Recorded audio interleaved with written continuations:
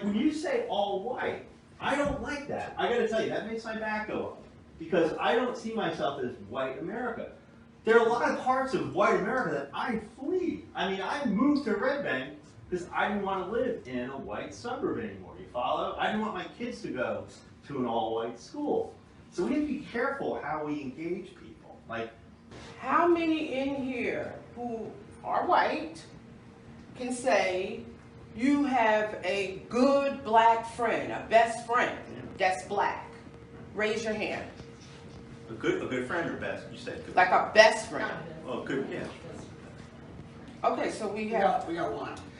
No, diversity just doesn't mean more black people.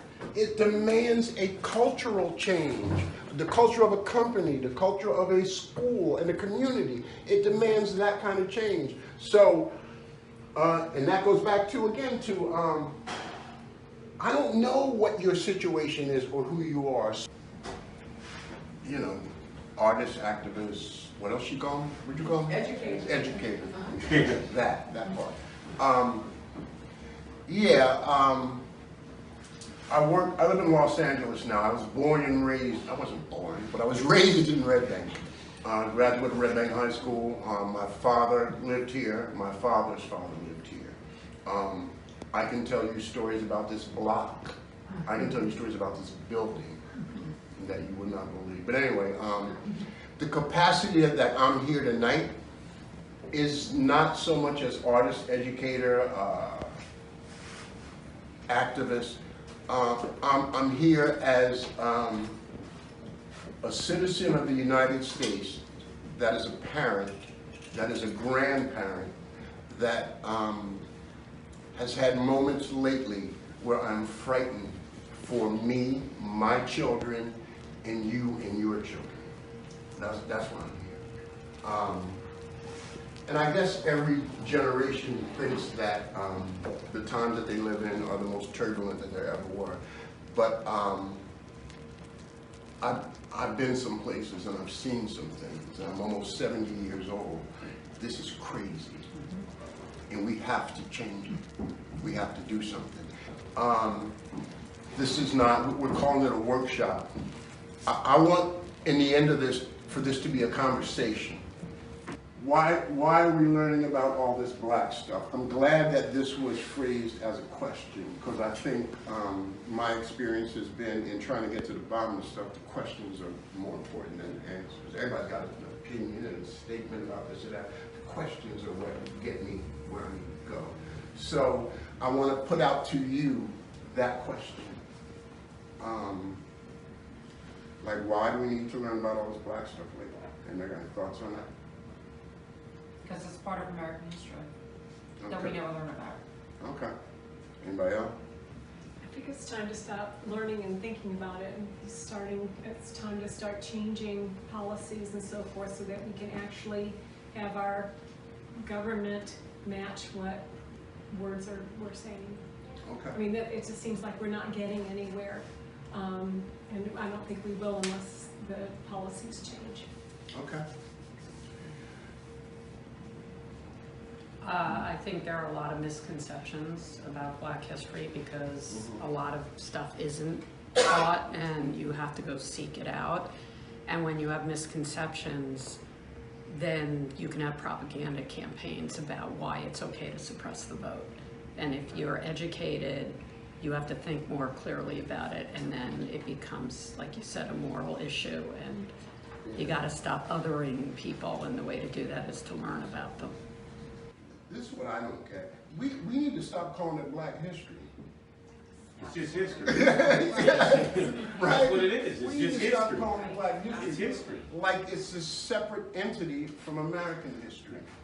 And world history. Thank you. And human history. The discussion about critical race theory in general is a discussion about, it's not a discussion about critical race theory. It's a discussion about education. Right. Okay? The education that our children in our public school systems learn is nowhere near comprehensive or the truth. So if the whole brouhaha over critical race theory if the whole question of why do we need to learn this black stuff, if that's a question, then here's what I want us to understand. Then we need to take a look at the education system, relative specifically to history. There's an interesting thing.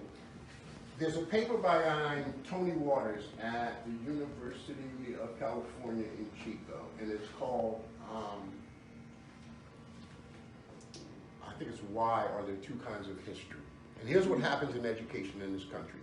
From K through 12, your kids and us were taught the grand sweeping vision of American history. Our country was founded by some people seeking religious freedom who left England, fought in the Revolutionary War and defeated an oppressive British Empire, established a nation with freedom, justice, and liberty for all. And then we had the slavery thing, and it was messed up. But then we had the Civil Rights Movement and Martin Luther King, so that's been fixed. And I mean, that's what American history is. Revolutionary War, Right. And then it was all good. Okay, so what happens is a kid goes from K through 12, and that's the vision of history that he's taught. And then he goes to a university, and he finds out that that's not even close to history. So then, in this kid's mind, if there are two kinds of history, one has to be right and one has to be wrong. One has to be the truth and one has to be a lie. When reality is probably somewhere in the middle. Well, talk about Native Americans. What is their history? Somebody, not even well, history. it's interesting. There was a case in Arizona in 2016, was it? They had started a program for the study of the history of Latinos out in the West. And all the high schools took it up, a couple of the middle schools took it up, and a politician got hold of it and squashed that shit because it was making white people uncomfortable. Yeah. You know what I mean? Because it was what did he call it? A training ground for liberals. So it's almost like it's the story of white generosity. And I always talk about how every second grader will tell you Lincoln freed the slaves. Well, technically only in rural areas and not. Right. But how many educators will be able to talk about the 200,000 enslaved people who fought for their own freedom? And I don't know I don't know how we change the curriculum to kind of bring it back to critical race theory. It scares me, and I have children, and I have grandchildren, and it scares me that we're going to be creating curriculums and they're being enshrined in laws that teach the narrative that we're taking and make it even more comfortable for white America. And I don't know how we go forward as a country. We do that on a lot of levels. We do it, and look at the way we talk about teen pregnancy. We talk about teen pregnancy like they were immaculate conceptions. We talk about violence against women. We don't talk about how many men hit women. We talk about how many women got hit. We don't talk about how many boys impregnated girls. We talk about how many girls got pregnant. We talk about these things like they exist in vacuums. We don't want to talk about, we make Juneteenth a national holiday like that, right. But we want to outlaw talking why we need, why Juneteenth happens. Crazy. Is that's the hypocrisy of a level that is unfathomable to me. Right? We can make Juneteenth, you can have a day off. But God forbid you should tell a kid why Juneteenth even exists. Contested. Yeah. That's my point. It's contested. So we got to change even the language. Do we think it is better than it has been for in the last 20 years? Relatively speaking, my answer is no. Okay, well, let's raise your hand if you think it's better. What are you, okay, so then we're all the same, so then what are you basing it on that? We got a black president. So that's your indication that it's better? But then we had Donald Trump. Most racist. So what I'm seeing, like, I guess for me, two issues. One is you're as sick as your secrets. And our country is sick. That's the problem. Because we have a lot of secrets. And that I had to watch, what was it, Watchmen, to understand that Tulsa happened. Right. Yeah. At 50, like, how how did you take that? Education. That's the education. You know what I mean? Critical race theory. So this is, but no, it's history.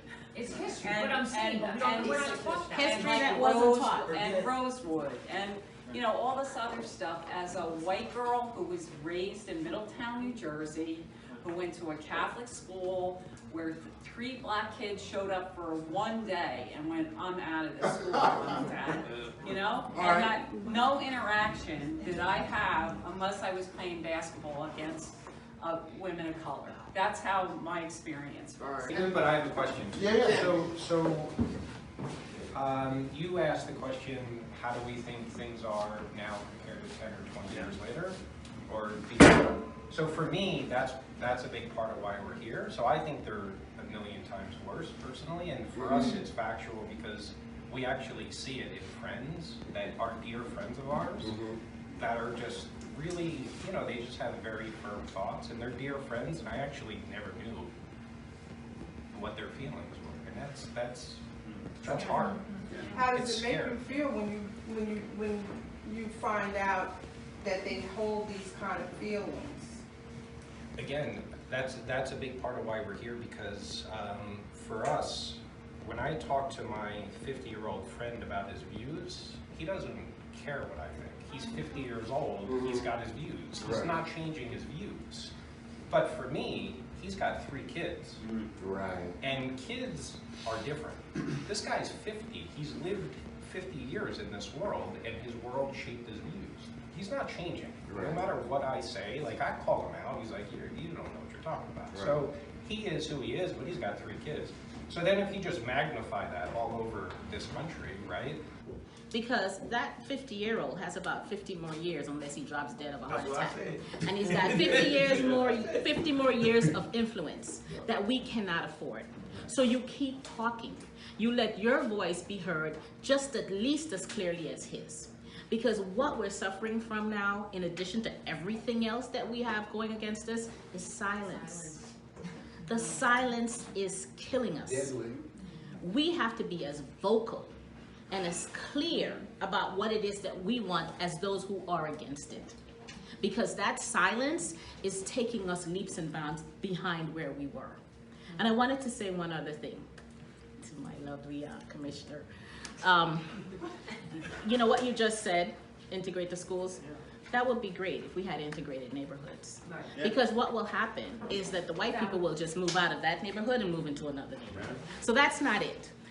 And in that vein, what you talked about when you said, well, no, it doesn't matter how big it is, because they're always going to find a way to segregate it unless we can change our mindset. And therefore, what I'm saying, when you talked about the intentions of, and I wish Connie was still here, of what the school system should have been, it's a miserable failure. And that's the bottom line. And this is not a personal attack. It really isn't. Because I'm just saying, I know you're in the hot seat, and I appreciate you being here and listening. So let me first say that. But we have to get out from that hooded, hypocritical, best intention mindset, because that really does nothing for us. That's saying my hopes and prayers are with you. That's what we say to people that we could care less about. And that thoughts and prayers, right? And that's what, I take that in the very same vein, because then you walk out and you go back to your very well established white neighborhoods in the very rich areas where the taxes are coming in and the students all have new laptops and new computers and up-to-date books, and then you juxtapose that against a minority neighborhood where the students can't even get a full meal in schools. So intentions aren't going to cut it. So we can't, so while we can take... our school's integrated, though. High school's integrated. I understand. Thank goodness. But what I'm saying is, those intentions cannot be given more credit than they deserve, because in the end, unless you can weigh and calculate the results, intentions remain just that. Intentions. So to that young man, yes, Jim, speak it's up. you, Jim. Speak loudly, speak clearly.